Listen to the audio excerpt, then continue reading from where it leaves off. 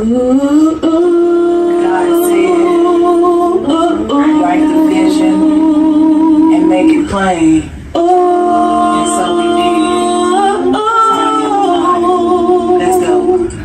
Visions of love and relationships. Hard times felt your vibe like you were ready to dip. But the visions had us focused, so together we built a foundation based on God, trust, and honesty. And then we chopped it up from the boundaries. I never crossed those lines. You were part of me, on my knees, thanking God above. Sending such grace and shining His love. Butterflies at the thought of you. 18 years, let's make it 82. Hate on you, well then they hate me too. A deep thought, without you, what would I do? Visions of love, love. And I'm loving you.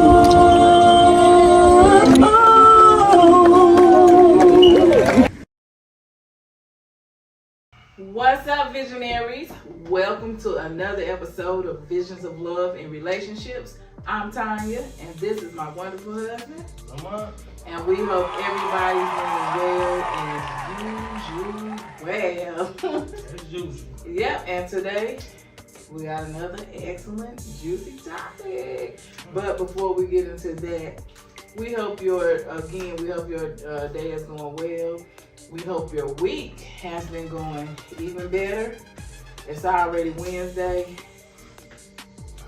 Well, so the week, time has definitely been flying. What y'all got good going on out there in relationshipsville? Comment, put it in the chat. Let us know. All right. As for us, kids are out of school. Yeah. Oh, today. Yeah, today is the last day. Some kids got early, but the kids are finally out of school. Now we faced with more conflicts. Yes, a travesty. But hopefully you got the kids in something that they can do. Yeah, occupy their time so they won't be bored around in the face. Yeah, I know COVID gave us enough time to be with the kids, so I know you learned from it. Like I'm gonna have a summer camp or something to get into. But anyway, so for us, next week our son will be walking the stage, graduating 2023. Our last one, our baby. That's exciting. Empty nesters. All right, so without further ado, let's hop on in. The topic of discussion for this episode is understanding one-up or grandiosity behavior. Some people might call it narcissistic behavior in relationships. And how it impacts the connection and intimacy. Yeah, because it definitely does. Anytime somebody you're in that one-up superior position, it will break down that intimacy. But before we, hop on in, we're gonna get a definition of what one-up / grandiosity / or grandiose behavior / narcissistic behavior.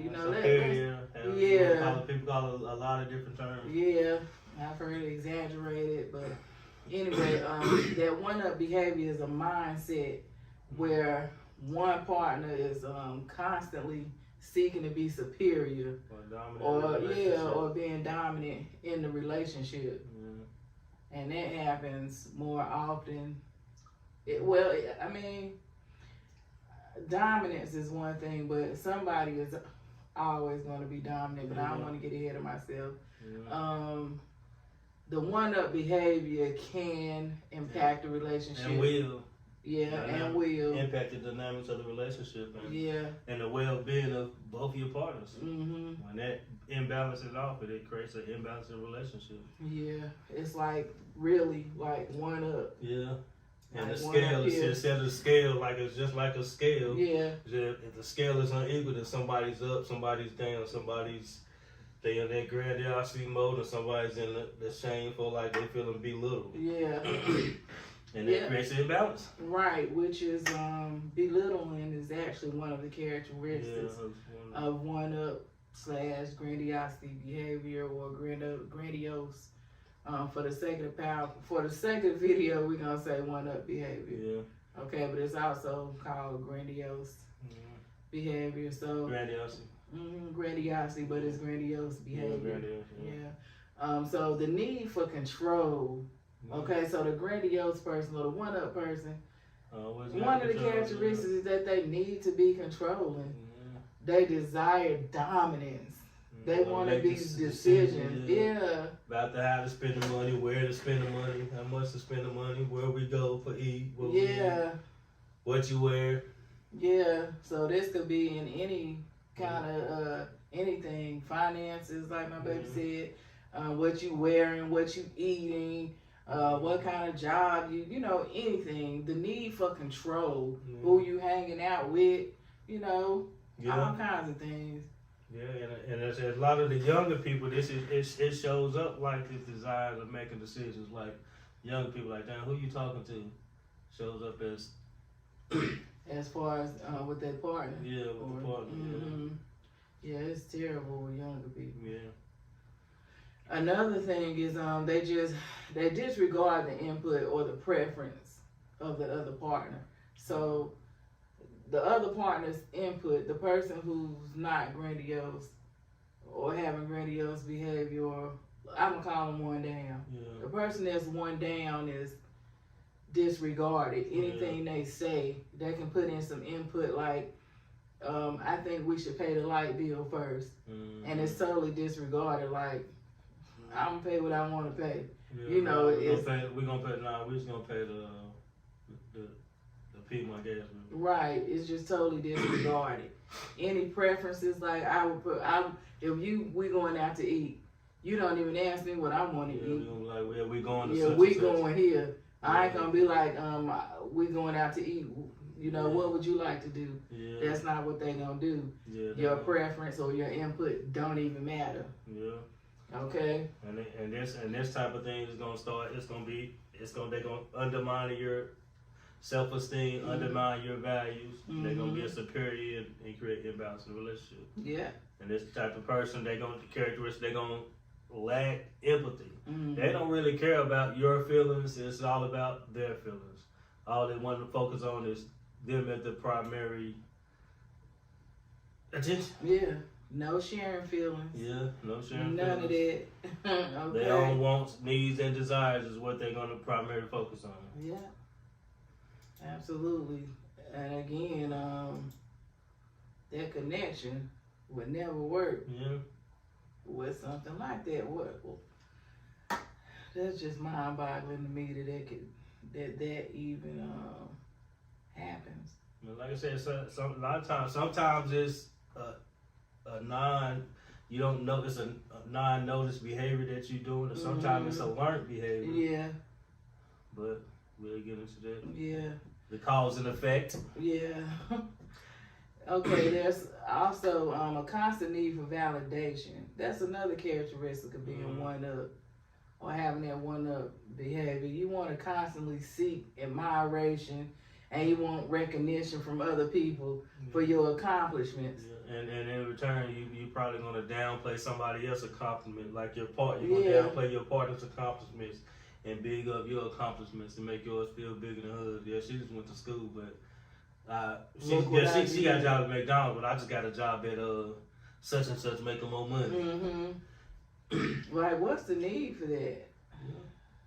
Again, yes. And a lot, like I said, sometimes a lot of that dominance or that one-up behavior seems to be because a lot of times you be in competition with your partner. It's not a mutual partnership; it's a competition. Like, this is what I can do. What can you do? Right. This is what I can do. What can you do? Yeah. And like I said, and sometimes this sick of you engage in constant comparison with you and your partner. And you could also engage in unhealthy competition with your partner and other people. You compare your partner like, damn, you look at her.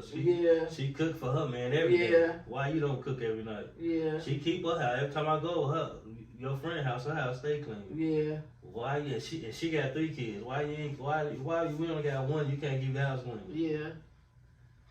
Constant comparison. Yeah, and anytime you do that constant comparison, you break it down the connection in the relationship. Yeah. You break breaking it down. Disconnects. Yeah. But you know, truthfully, behind a mask of extreme confidence, And that they just superior not one sure. up, and they want to they be. just not sure they own self-worth. Yeah, Okay, so they mask on. yeah. A lot of times when their superiorness is always due to, 50% of the time, check the statistic, 50% of the time is due to they low self-esteem. Yeah, Them having they low missing self-esteem, they something. self-worth, and they don't like being criticized. Mm-hmm. Again, that mask, I Yeah. feel like they compensate Yeah, for you something always that they compensate missing. for It's like yeah. it's something they missing. Maybe they think they too short. You Yeah. know, I'm serious. They might think they too short. They always thought they was too short.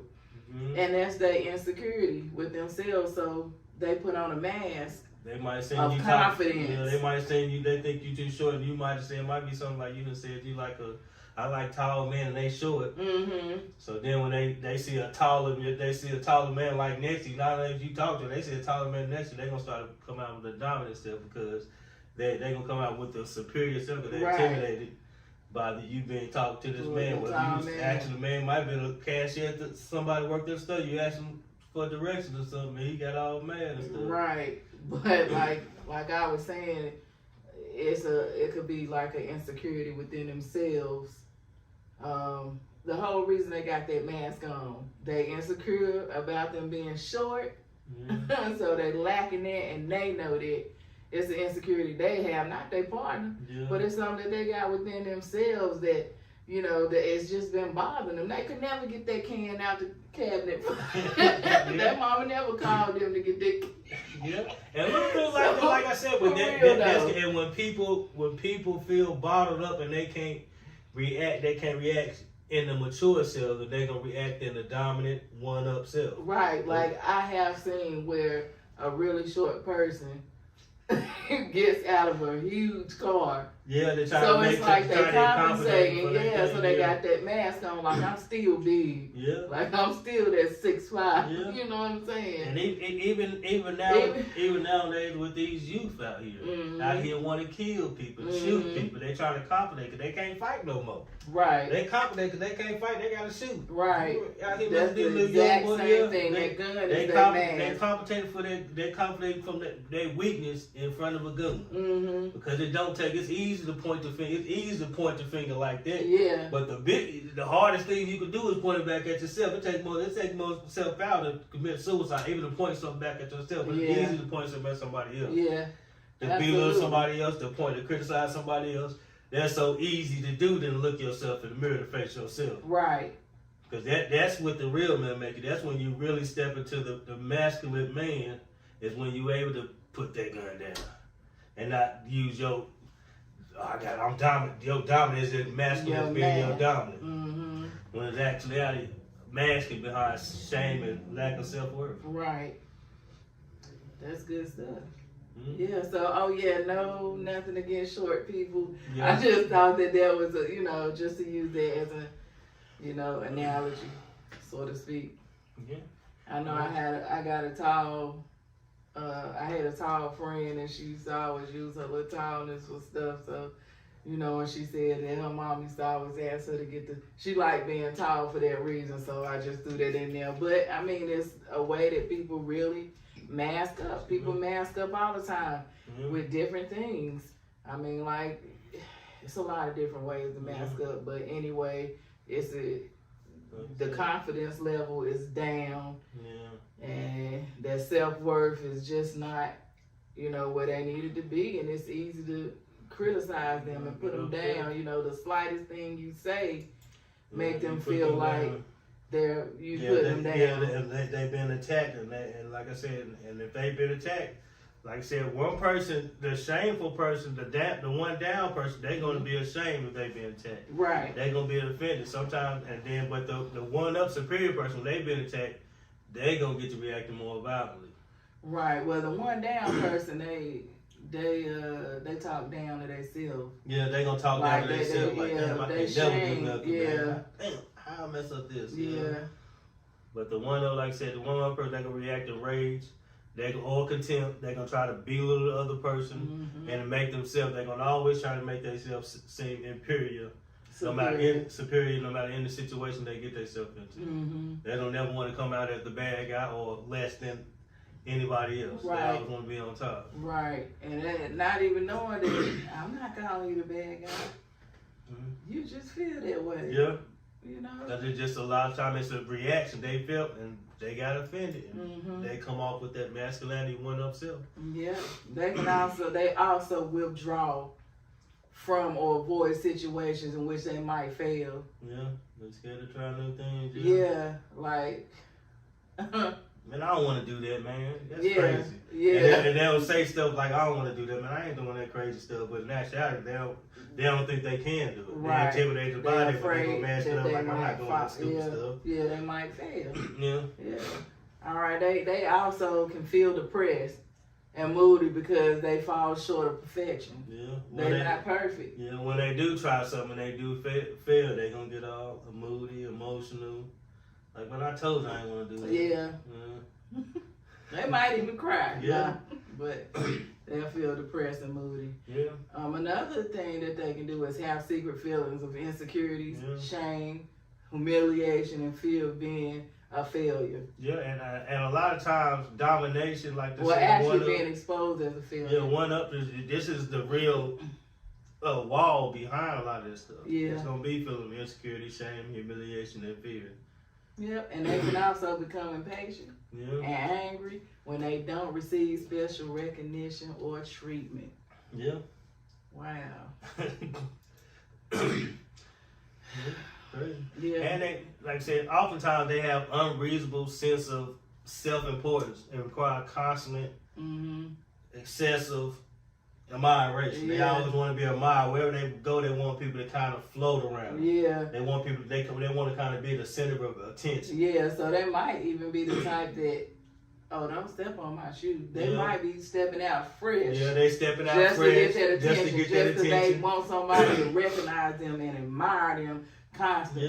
Yeah, and these are the type of people, they do like to buy the latest shoes. Yeah. The latest shoes, because sometimes a lot of people mask themselves behind their clothes. Yeah. They and mask their cars. insecurities Back behind to their that big clothes. car. They mask their insecurities behind their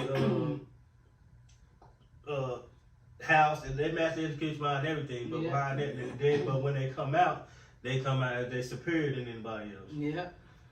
They feel like they deserve privilege and special treatment. Yeah. They want to be treated special, like Even without achieving, even if they ain't achieved nothing, they Right. still want to be superior. they want to be superior and they want to be treated special. Yeah, that's crazy, man.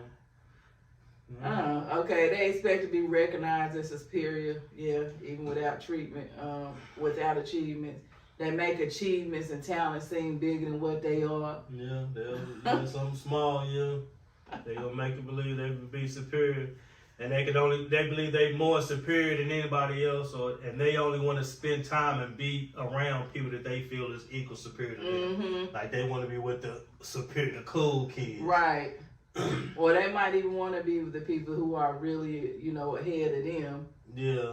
Yeah, they Just might to feel like hang out with higher class Yeah. people just so they can feel like they more important than they Right. They more important than they are. They want to be preoccupied with fantasies about success, power, brilliance, beauty, Yeah. or the perfect mate. yeah, or the perfect mate. Yeah. I definitely seen these type.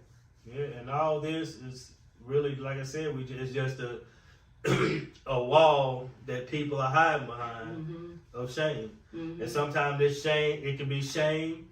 Sometimes this can be a legacy or generation of false empowerment. Because a lot of times parents, we false empower these kids, especially young teens, and they end up taking that false empowerment into adulthood, and now it becomes a one-up grandiosity, and they try to be superior in a relationship, and they haven't really leveled up to that superiorness. Yeah, and us moms, we good for giving our sons that illusion. Yeah.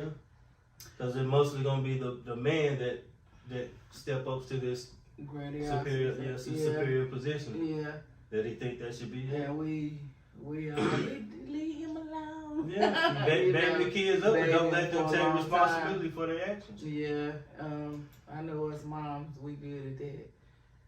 All right, for our sons Yeah. and the daddies, mostly for their daughters. And if you don't hold your kids responsible, especially like I said, young men, let them be held accountable for their actions. Whatever they did, that's their fault. If they did the crime, you do the time. You can't be babying these boys up, because in the end, they're gonna take it in the relationship and it's gonna mess up they're not gonna be able to function in a relationship properly. Mm-hmm. Absolutely. So let's discuss the impact of one-up or grandiosity behavior. One of the impacts is power imbalance. Once it's a power imbalance, it's going to erode the trust, and it's going to be equality. Equal scale In a relationship, yeah. For remembrance. Yeah. The relationship Unequal would scale be in like relationships, this. yeah. And with an unequal scale, you can't equally grow. Right. Let's start balancing out that scale, y'all. All right. And it'd be a communication breakdown. Yeah. And when a communication breakdown, naturally everything is gonna fall. Yeah, naturally everything is gonna start collapsing when we can't communicate properly with our partner. It hinders, when you're in that grandiosity position, it hinders effective communication and conflict resolution. Yeah. You don't even think you don't think relational, you think about yourself. You think about how am I gonna protect my ego. You trying to protect at all costs. You trying to protect your ego. You want your ego to stay intact. You don't want nobody stepping on your ego. Not even your partner. Not even your partner. So. And in the end, that grandiosity place that we want to live from, it creates emotional disconnect, withdrawal, and emotional intimacy and closeness in the relationship. Yeah. And without that emotional intimacy and closeness in the relationship, you can't really get intimate with your partner. Right. You don't have as much sex. Right. You don't even talk. Yeah, I mean, you don't even want to talk to the person. Every time we step up into that grandiose place, we want to be empowered, we lose the connection. Yeah. Which also causes a diminished self-esteem in the partner, okay? Yeah. Wow. And their confidence are being overshadowed. When they self-esteem is diminished, they lack the motivation to do stuff. Yeah. They lack the motivation to try extra to move the relationship forward. So when one person, they acting all superior, you diminish both of y'all growth. Yeah. Yes. You definitely gonna limit your growth and fulfillment. Yeah. And personal growth and overall relationship development is important. Like, it's a major thing. I mean, how else, if you can't personally grow, how do you expect for your relationship to develop, to grow? So, I mean, you can't get nowhere. And in relationships, we all living day by day, and every day we should be growing. Ain't nothing worse than we going through all this time together. We're in a relationship, we're going through years and years and months, and each time we stand the same. We're being stagnated. And when we want one living up from a superior position, then one person, it is like stagnation in a relationship. Like I said, it erodes the trust and creates unequal balance. Right. So we got power imbalance. We got trust. Going down to the communication breakdown, emotional disconnection. We got diminishing self-esteem, limited growth, and fulfillment, which is going to cause low intimacy in a relationship. It's a disaster. Yeah, like I said, it will no doubtly erode the trust. Yeah, that's like a triple effect. It's just, I mean, it's down. And erode the trust. And trust, honesty, and accountability is one of the most important things that you can do to grow this relationship of imbalance. Yeah. And like I said, you can't do it when you coming up from that one-up position. It's hard to do. Now, we do understand that power imbalance in a relationship is kind of inevitable. Yeah. It's inevitable. It is. I mean, because there's definitely going to be that situation when one person have more influence over something than the other person. Like, I believe you stated earlier, one person might have all the influence over the money, where the other one might be, have influence over social issues or social, social things. So it's important to recognize this though as adults, like we adults, recognize and know that one person will have more power in a certain area, and it does not lose value in exchange. Yeah, just because we got more power in one area doesn't mean that the other person lacks value. They just might not know it as much as you. And sometimes I got to catch myself because I be like, dang, I know this. Like my baby should know it. Like you should be doing. But I got to catch myself because sometimes I go off like thinking. I go into that one-up position thinking that I like, dang, I know you should know. But in exchange, I know you don't know. So I got to give you the grace, empathy, to know that you're not supposed to know it. You ain't supposed to know everything I know. Sometimes we think your partner's supposed to know everything. That we use that as the position of being superior, and we got to belittle it. We got to step down from off that pedestal and come back and be in an equal position, knowing that every time that we do disconnect and we step up that one up, we lose the disconnect. Yeah, and on the flip side, it's also important for me to know that, you know, respect that he know more in that area. Yeah. You know?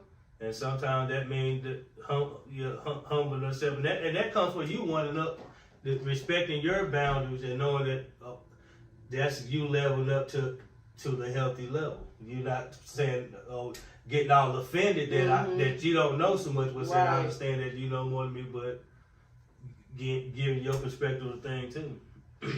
Yeah, if one demeans the other about the difference, that's a boundary violation. Yeah, and that's why I said I know I got to, even though that we might not agree on it, I might know more, but I got to know that I don't want to cross your boundaries like demeaning you and making abusive and messing up the intimacy. Yeah, right. So, ladies and gentlemen, visionaries, if your partner know more about you, if your partner don't demean them. You know that you crossing the boundaries, you crossing that line. Yeah, that's abusive. It's natural, like I said, it's natural in a relationship for one person to know more than the other. Yeah. After all, somebody should know. It makes no sense if both of y'all. Nobody, you're never gonna be the same on nothing. You never. And that's the truth. Yeah, I'm sorry, baby, because y'all, but that's the truth in anything. Like even at a job. Yeah. Even at a career, you got a supervisor, you got the regular worker, you got the, it's different people on different levels because different people know different things. Some people know more than other people, so you play in your position. So just know you don't go into work cussing out your supervisor because they know more than you. You don't, and that's or demeaning them for that. So. And that's the same way we should bring that thing back in the home. A lot of people like to say it's crazy, but what people do, they treat people outside the house better than they treat their own partner. Yeah. Somebody in superior one-up position, they do humble themselves when they're out the streets. Or they're at their job. They don't come up from their superior because they know they get fired. Right. When they're at their house where they know they can do it, then they kind of step in that position. But we got to step down off that pony and understand that that's not the way we build relationships. Yeah. That's not the way we build connections. That's not the way we create intimacy. A lot of intimacy in a relationship. So you want to have more sex and you want to bring that connection, you want to make your woman fall over here for you got to step down off that position. Yeah. Yeah. And bring more honesty and accountability into the relationship. Yeah, into the battles that we have with each other. Yeah, instead of that one up, we need to step down that one up and bring more honesty and accountability in the battles. That's normally that cause that grandiosity to step up. Yeah, it's crazy to think that, we gonna enter a fight or get into a fight with intentions to win, other than to win. Yeah. Okay. When anytime you're in an argument, you get in an argument with your partner, if you don't come from honesty and accountability, then you coming in a fight to win. Yeah. And more or less, it's to win to get your point across. Yeah. Arguments are different. Arguments are different than fights. Yeah. Arguments turn into fights, but they don't evoke, the same emotional energy that a fight does. Okay, when we fight, we tend to throw cautions to the wind, saying and doing things that, are neither in our personal long-term best interest or in the best interest of our relationships. Yeah. Okay, arguing and discussing becomes fighting when one or both parties discover that territory is being threatened. Yeah, whenever you feel like that. It's a feeling, it's a feeling of abandonment that takes over, or one feels insulted or belittled by the other.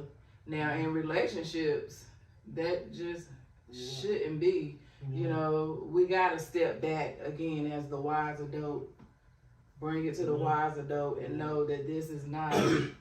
Yeah, enemy. You're not my enemy. We're not behind enemy lines. We together. We building. Yeah. We want to grow. We want to grow. Yeah, he's not abandoning me. Yeah. We right here, and we need to sit back before we say something we don't mean, do something we didn't mean, that we can never take back. Yeah, because like I said, an argument and a fight is two different things. Naturally, you're going to get in an argument when you, like I said, when you do feel like you've been offended or you want to handle your case. But we don't need to be a fighting. Like I said, verbal abuse is different. But when that physical abuse comes to a relationship, that's a whole different matter. And we should get out of that. Because physical harm, you can't have that in a relationship. That means that person's come from a too grandiose space, and they too superior, and the best way to work with that person is probably in separation. Yeah. So y'all can deal with it in different places. Yeah, and one thing for us women and femininity, it could be toxic femininity. That when we're in an abusive relationship, we feel like we don't want him to feel less of a man, so it's okay for him to, hit me. It's okay for him to fight me. I want him to feel that superiority. I want him to be one up in this situation, but they don't want to diminish man. Right. But hey, you gotta do what you gotta do. You gotta get up out of this situation, because when a man, mostly a man, there is physical abuse in a relationship, and it's hard to one up from that position, because you don't went to the extreme now. Right. So now it's hard to the best way to do that is separate. It's leave. Leave. Get out of that situation. Yeah, so no matter and deal how with that much, person especially if you ain't married, then that shit is temporary. Yeah. You need to get up out of that situation. If you're not married, I know you have kids, but he can take care of the kids in a whole nother place. Even if you're married. Yeah, even if you're married. If you're being abused physically, mental abuse ain't no joke neither. But physically, you need to get out of there because you might not wake up the next day. Yeah, and ain't no telling how that situation can turn. Yeah, and it's a lot of that going on right now. And it's like I said, like we did say, it starts young. It starts young. That's just us parents. We need to be more responsible in raising responsible young men and women, especially men, that are held accountable for their actions. And know how to have some honesty and integrity about them. These kids got no integrity, they're not held accountable for their actions. Yeah, and we can't hold them on a grandiosity or a grandiose level. Yeah. We gotta bring them back down to size. They do wrong. Yeah, you do wrong. You know. You was wrong. Sometimes they feel like their kids, even when they right, some parents, they protect their kids whether they right or wrong. Yeah. I don't believe in that. If you wrong, you wrong. Yeah, I've seen parents going to the schools fighting other kids with their child, or don't do that, guys and girls. Let's change this for our families. Our families definitely deserve it. Yeah, so we can stop this offense, because in the offense, it's as simple as one person don't like the other person actions or words, and now they no longer able to control their emotions because they wasn't taught to control their emotions when they were young. Yeah. They were, like I said, when they did when most people, they do outbursts at a young age, that carries over, and they're able to do an outburst at an adult age. Now it becomes rage. Now it becomes, I'm punching a hole in the wall. And then it becomes, I'm punching her, or I'm punching him, or I'm shooting her, or I'm shooting him. That's because we didn't address the one-up superiorness that these kids are growing up with, and then we taking it to adulthood. What we want to do now, like I said, if your relationship is violent, you need to get up out of that relationship. Yeah. But if your relationship is not violent, and you see yourself coming into that one-up position, you see yourself stepping into that position where you about to be dominant, you about to say something, you about to do something that you're going to regret, you got to step above your partner and create that imbalance. And one of the things you can do is, like I said, walk out. Yeah.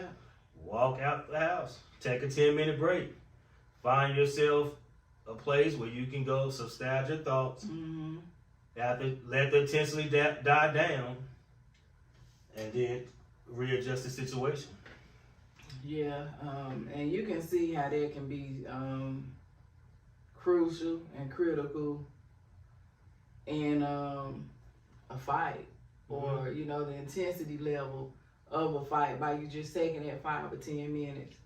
Okay, again, you might say or do something that you didn't mean to do, but know that just because you're taking that 10-minute break, you're not just walking out. Okay, don't think of it as that you walking out. You recognizing that you need to cool off. Okay. And like I said, we're just gonna give you 10 pointers to handle that. Like I said, this is that one-up position when you getting at that moment. This is 10 points to handle that, so you won't escalate it to that overpower imbalance. Yeah. And like I said, number one, like I said, walk out. Number two, don't walk out, but don't walk out. Yeah, walk out, but don't walk out. Take like some time. My baby said, it depends on the situation. Yeah, if you're being abused, run the hell out of there. If you're being physically abused, get out. And we gotta understand, we gotta know the justification. We're gonna be mature in this, knowing when it's time to take 10 minutes or when it's time to take like 30. Yeah. A little minor fight. Sometimes it's not. If it's a minor fight, you need to just go take a little 5-10 minutes, then come back in, re-engage the conversation, get clarity, get more data so you can re-engage the conversation and view each other. Make sure you ruin both personal side of the problem, so you can agree or disagree. Agree to disagree on a solution to get to the problem. That's acceptable, even both partners to feel comfortable. Yeah. Yeah, like I said, even if it's not comfortable. Even if it's not comfortable, yeah. The whole mutual of a disagreement is, how can we address this offense and get it right back to repair state, instead of letting it dwell on, instead of letting it pile on, and we putting a band-aid on the situation. Now we can't talk. And then now we coming up to the next situation, keep it score.